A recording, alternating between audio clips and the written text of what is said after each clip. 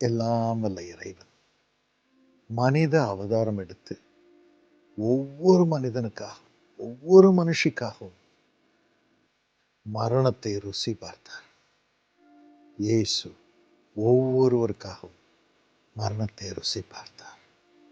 அந்த நாளை நினைவு கூறவே இந்த புனித வெள்ளி. இந்த நாளிலும் நாம் நமக்காக நம்முடைய பாடுகளை ஏற்றுக்கொண்டு நம்முடைய துக்கங்களை சுமந்து நாம் ஒவ்வொருவரும் பாவத்தினால் உண்டாகும் சாபத்திலிருந்து வெளியே வர ஜீவனை பெற்று இந்த உலகத்திலே நம்பிக்கையோடு இறைவனுடைய பிள்ளையாக வாழ தம்மையே பலியாக ஒப்பு கொடுத்த அருள்நாதரை நினைவு கூறும். அவருடைய காலில் விழுந்து அவருடைய காயங்களை முத்தமிடும். எனக்காக உண்மையே பலியாக ஒப்பு கொடுத்தீர் சுவாமி, என்னை உமக்கு பலியாக ஒப்பு கொடுக்கிறேன் என்று அவரை பார்த்து நம்மையே அர்ப்பணிப்போம். இதை நினைவுபடுத்தும் ஒரு இனிய பாடலை என் அருமை தகப்பனார் பாடின பாடலை இப்பொழுது கேட்போம். கல்வாரி மாமலை மேல் கை கால்கள் ஆணிகளால் கடாவ பட்டவராய் கத்தம் தொங்க கண்டே கோருசின் வேதனையும் சீரசில் முள்முடியும் கோருதி செந்துவதும் ஓரோ கிற்றன் மனதை கோருதி செந்துவதும் ஓரோ கிற்றன் மனதை கல்வாரி மாமலை மேல் கை கால்கள் ஆணிகளால் கடாவ பட்டவராய் கத்தம் தொங்க கண்டே.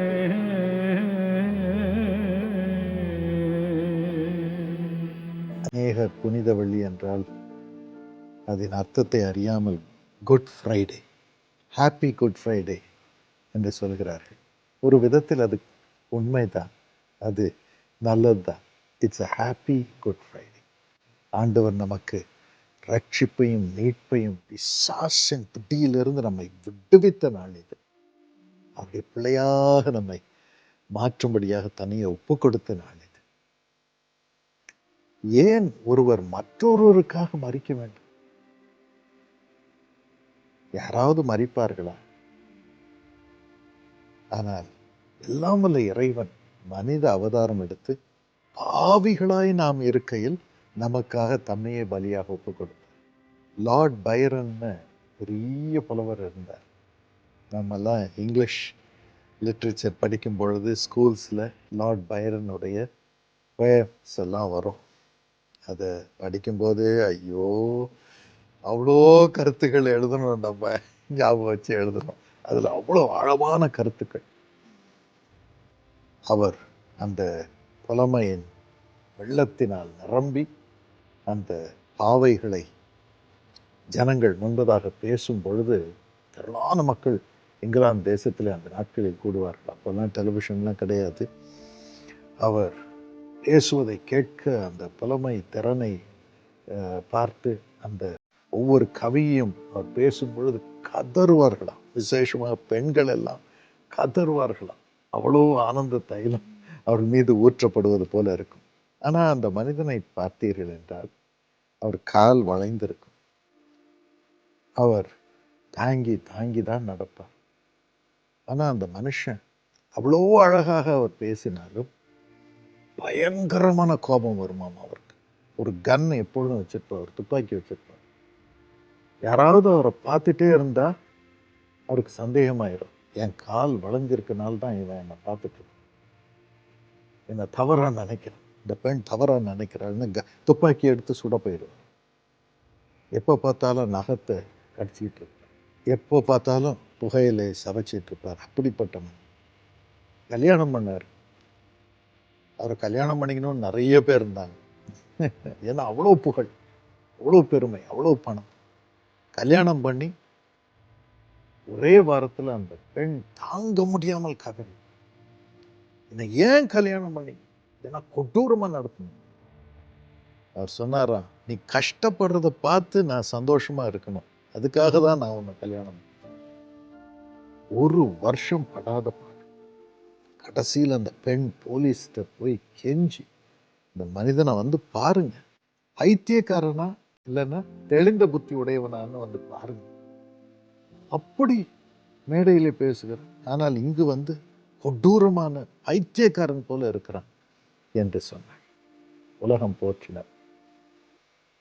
ஆனால் இயேசுவை பாருங்கள், அதே போலதான் ஒரு பைத்தியக்காரர் போல பாவமறியாத அவர் சிலுவைக்கு வந்து பாவிகளாகிய நமக்கு நம்ம அவரை அடிச்சப்போ, காயப்படுத்தினப்போ, துன்புறுத்தினப்போ அவர் பிதாவே மன்னி மன்னி என்று சொல்லி ஒவ்வொரு மனிதனுடைய பாவங்களையும் மனுஷனுடைய பாவங்களையும் தன் மீது ஏற்றுக்கொண்டார்.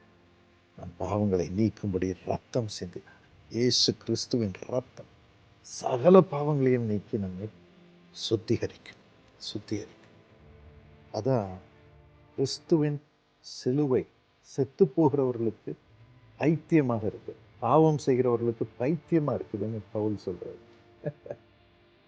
ஆனால் அவருடைய அருளை பெற்று அவரை தெய்வமாக ஏற்று நம் பாவங்கள் நீங்கும்படியாக தமது ரத்தத்தினால் நாம் கழுவப்பட வேண்டும் என்று அவரிடம் வேண்டிக் கொள்கிறவர்களுக்கு அது ஞானமாக இருக்கிறது.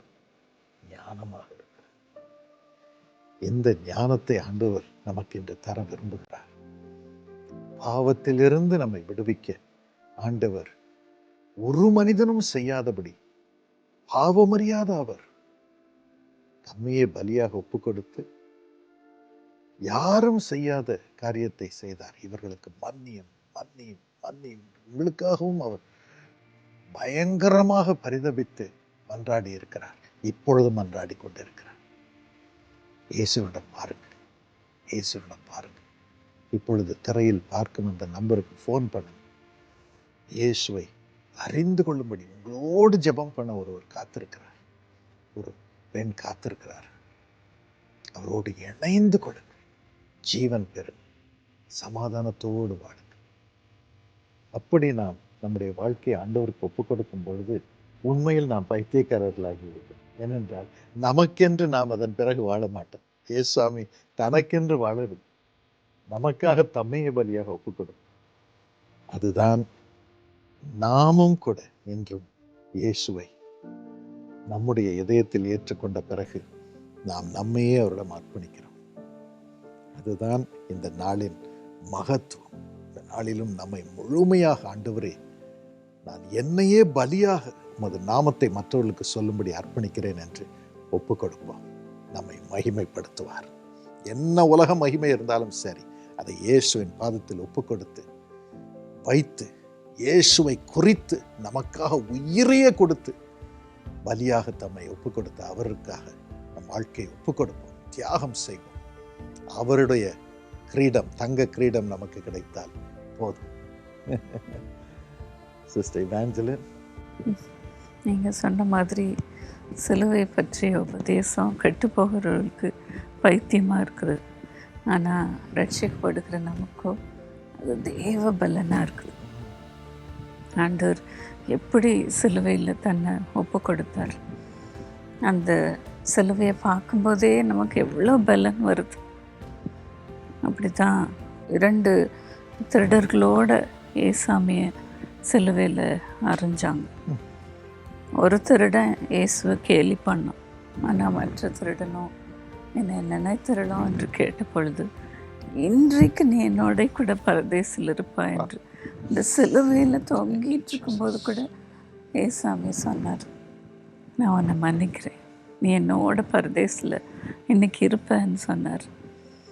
அதனால் அந்த சிலுவை அந்த திருடனுக்கு எவ்வளோ மகிமையாக இருந்திருக்கும். பரலோகத்தின் வாசல். நமக்கும் அப்படி தான் சிலுவையை பார்க்கும்போதெல்லாம் எவ்வளோ சந்தோஷமாக இருக்குது. வேதத்தில் சொல்லப்படுறது சமாதானமும் நீதியும் ஒன்றையொன்று முத்தம் செய்யும். இந்த சிலுவை தான் நமக்கு சமாதானத்தை நீதியை தருது.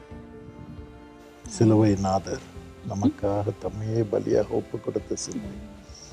என்னுடைய அப்பா அவங்களுடைய தாத்தா அப்படி தான் மனம் திரும்பின அன்னைக்கு ஒரு சின்ன சேப்பலில் வெள்ளூர் ஹாஸ்பிட்டலில் மெடிக்கல் ஹாஸ்பிட்டலில் முழங்கால் போட்டு ஜெபம் பண்ணும்போது அவங்க முன்னால் சிலுவை இருந்துச்சு. அவங்கள முழுவதும் ஒப்பு கொடுத்து ஜெபம் பண்ணாங்க.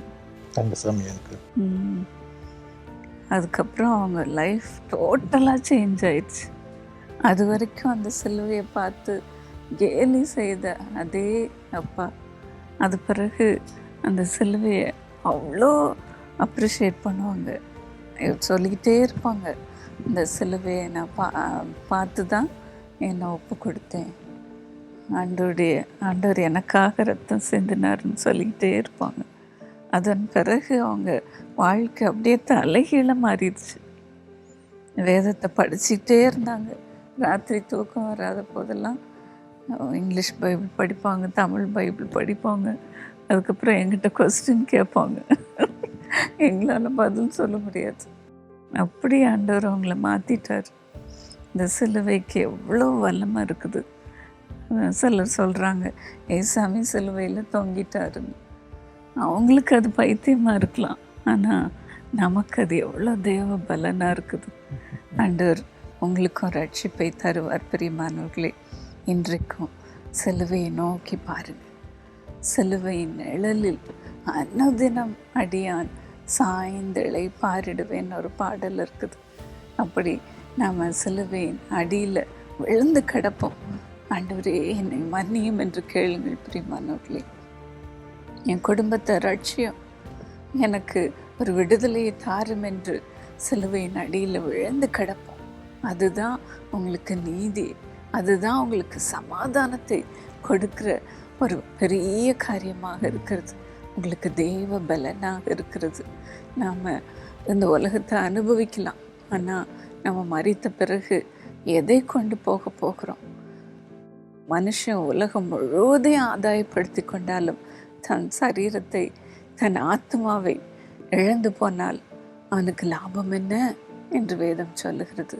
ஆகையினால் இன்றைக்கு உங்கள் ஆத்மாவை ஆண்டவருக்கு ஒப்பு கொடுங்க. ஆண்டவரே, நான் இந்த உலகத்தில் எனக்கு விருப்பம் இல்லை. ஆண்டவரே, என் ஆத்மா ஒரு நாள் பரலோகத்துக்கு போகணும், அந்த திருடனை போல இயேசுவோடு நான் பரலோகத்தில் இருக்கணுமே என்று சொல்லி உங்களை தாழ்த்தி ஆண்டவருக்கு ஒப்பு கொடுப்பீர்களா? இன்றைக்கு நாங்கள் உங்களுக்காக ஜெபிக்க போகிறோம். ஆண்டவரே அப்பா, இந்த சிலுவையின் மேன்மை குறித்து தியானிக்க எங்களுக்கு கொடுத்த பாக்கியத்திற்காக உமக்கு நன்றி அப்பா. எவ்வளோ மேன்மையான சிலுவை எங்களுக்காக கொடுத்துருக்கிறீரப்பா.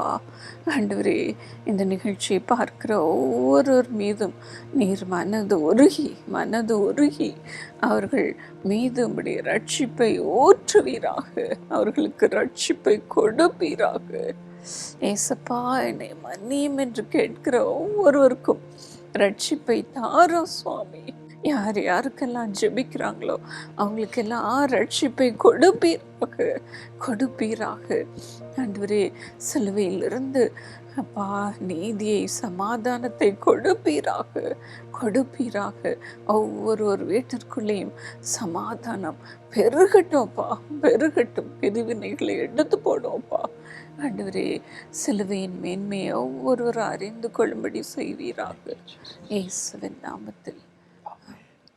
இயேசுவின் சிலுவையை யோசிக்கும் போது, அதை பற்றி நினைவு கூறும் போது அவருடைய தழும்புகள் தான் எனக்கு ஞாபகம் வரும். அவரோட காயங்கள், அவர் எவ்வளோ பாடுபட்டார் அப்படின்னு தான் ஞாபகம் வரும். ஸோ அதை யோசிக்கும் போது எப்பவுமே மதர் தெரேசா அவங்க பண்ண சேவை தான் எனக்கு ஞாபகம் வரும். அவங்க பண்ண சர்வீஸ். ஒரு நாள் அவங்கக்கிட்ட ஒரு யங் கேர்ள் வந்து நானும் உங்களை மாதிரி மற்றவங்களுக்கு சர்வ் பண்ணணும், மற்றவங்களுக்கு ஹெல்ப் பண்ணணும் அப்படின்ட்டு சொல்லி வந்தா.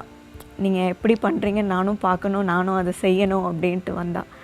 அப்போ உடனே அவங்க சொன்னாங்க, இந்த துணி எடுத்துக்கோ உன் கையில், அங்கே குஷ்டரோகி இருக்காங்க, அவங்களுடைய காயங்கள், அவங்களுடைய உடலில் இருக்கிற ஒவ்வொரு காயங்களையும் நீ தொடச்சி அவங்கள சுத்தமாக்கு, அவங்கள க்ளீன் பண்ணு அப்படின்னு சொன்னாங்க.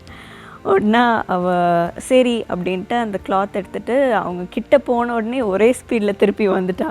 என்ன நீங்கள் ஏன் அவங்ககிட்ட அனுப்புகிறீங்க, ஒரே நாத்தமாக இருக்குது, என்னால் தாங்க முடியல, அதை பார்க்க கூட என்னால் முடியல, ஒரே அருவருப்பாக இருக்குது அப்படின்னு அவள் சொன்னான். உடனே அவங்க ஒரு நிமிஷம் கூட யோசிக்கலாம், அந்த கிளாத் அவள் கையிலேருந்து எடுத்து அந்த துணியை எடுத்து நேராக அந்த குஷ்டரோகிட்ட போய் ஒவ்வொரு காயத்தையும் அவங்க தொடச்சி விட்டாங்க. ஒவ்வொரு அவங்க கையில் இருக்கிறது, காலில் இருக்கிற ஒவ்வொரு காயத்தையும் தொடச்சி அவங்க சுத்தம் பண்ணாங்க. எப்படி உங்களால் பண்ண முடியுது அப்படின்னு அந்த பொண்ணு கேட்டால், அது பார்க்க கூட முடியலையே, கிட்ட கூட போக முடியலையே அப்படின்னு அவள் சொன்னான்.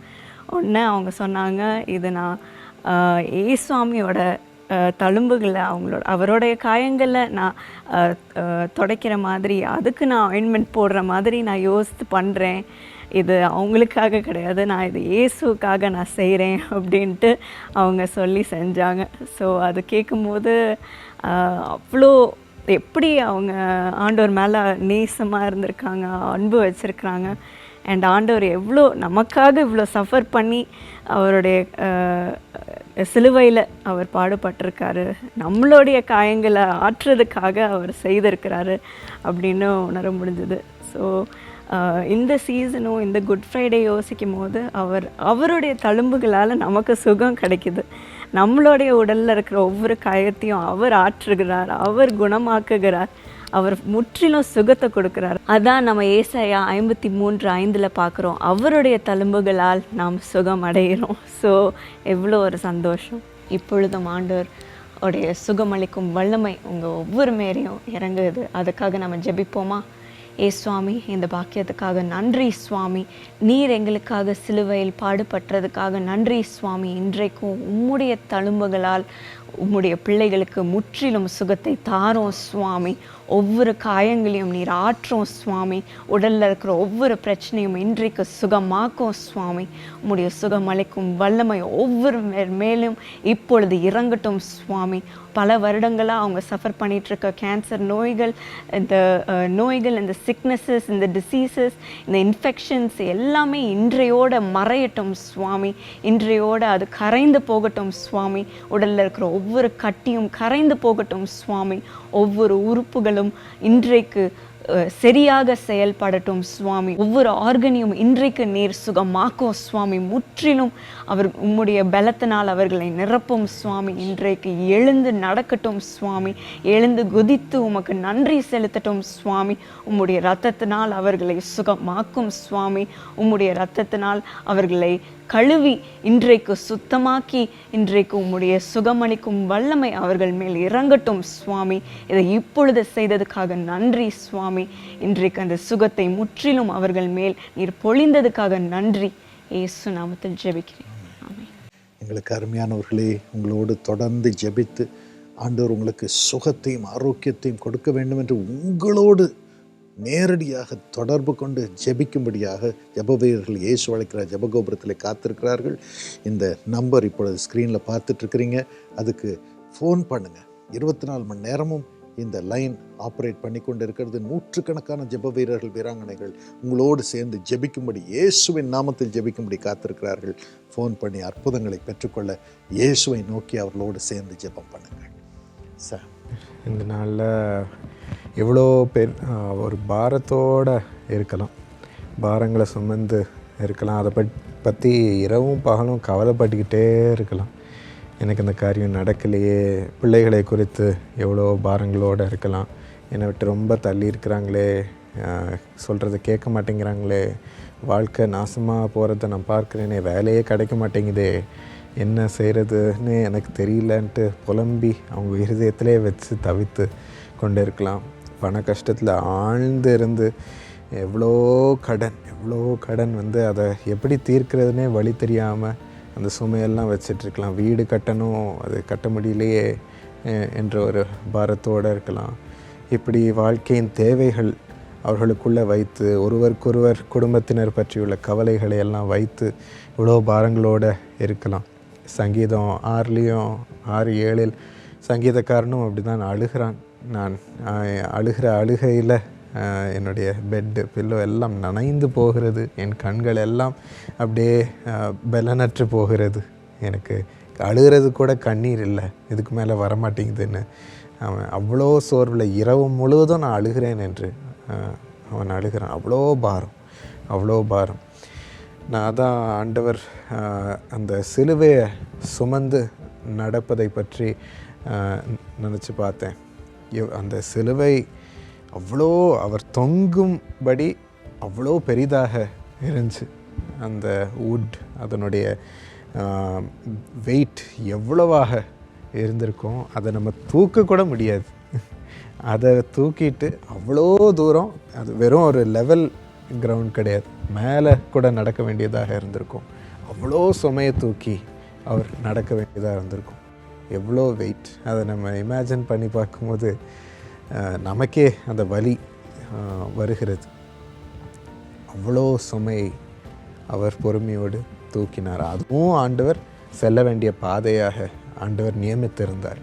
இந்த சிலுவையுடைய இடை மட்டுமல்ல, சுமை மட்டுமல்ல, நம்ம ஒவ்வொருவருடைய பாவத்தின் சுமையும் அவர் சுமந்து கொண்டு போனார்.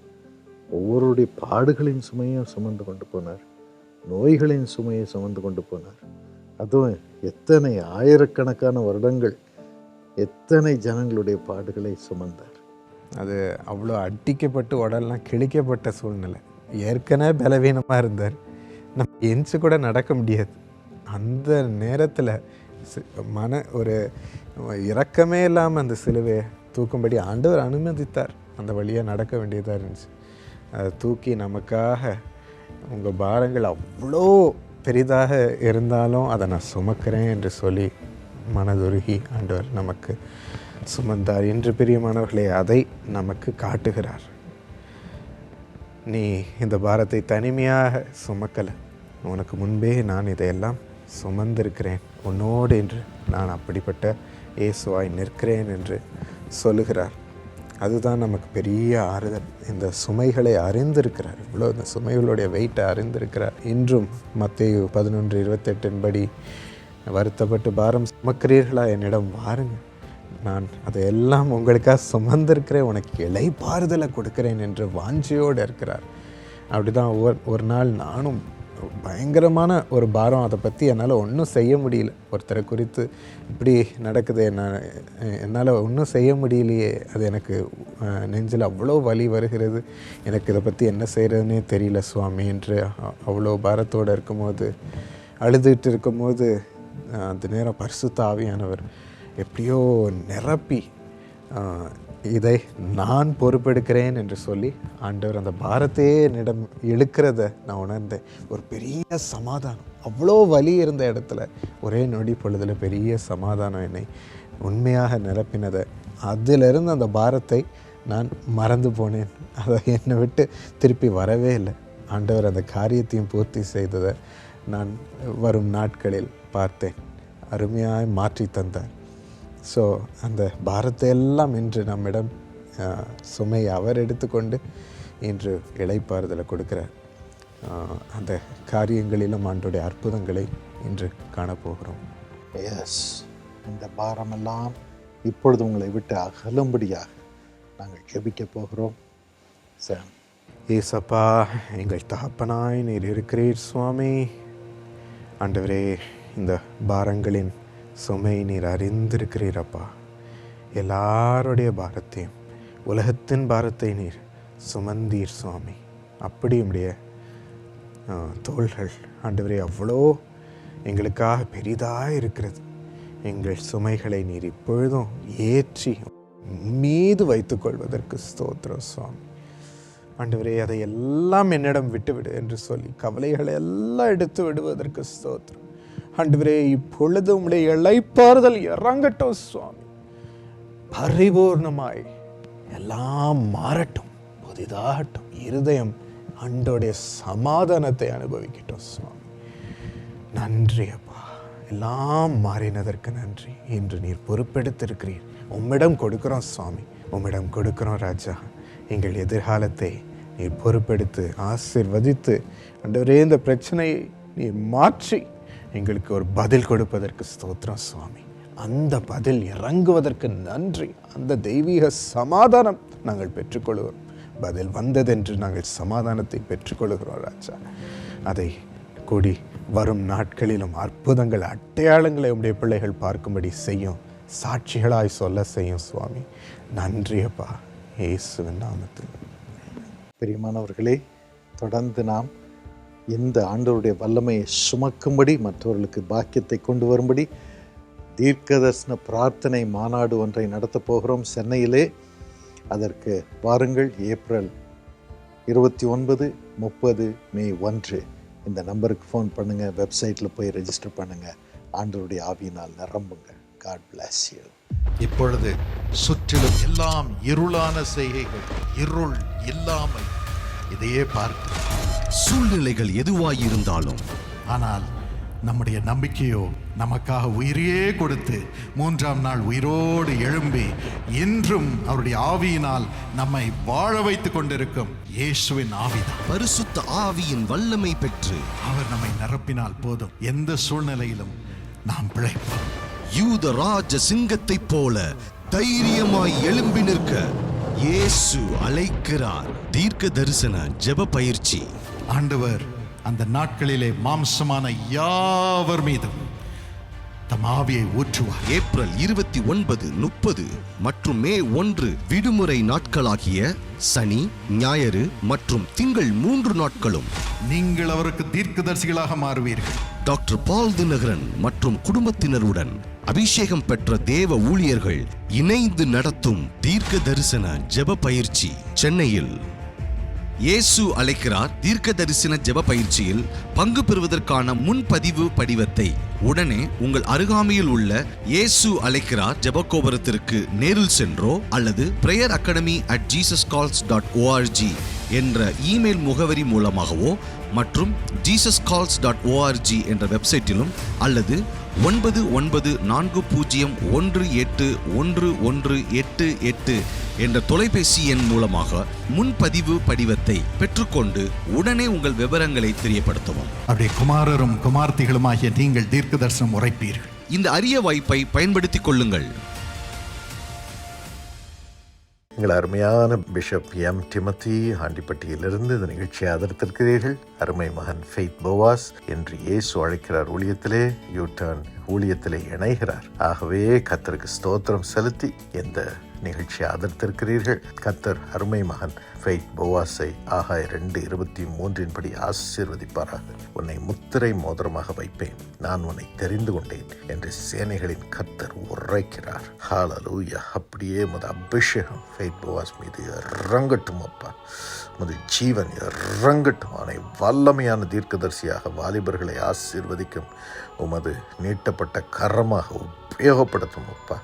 ஏற்ற துணையை மகனுக்கு தாரும், வாழ்ந்திருக்கட்டும். சாம் சூசன்னாவுக்கு குழந்தையை தாரும் அப்பா. ஹெலன் மனோஜ்க்கு நன்மையான நாட்டிலேயே காண செய்யும். ஜீவன் ஜெயலினையும் ஆசீர்வதித்து கனம் பண்ணும். அருமை பிஷப் டிமத்தி அவர்களுக்கு நல்ல சுகமும் சமாதானமும் திறந்த வாசலும் உண்டாயிருப்பதாக இயேசுவின் நாமத்தில் ஆமென். God bless you.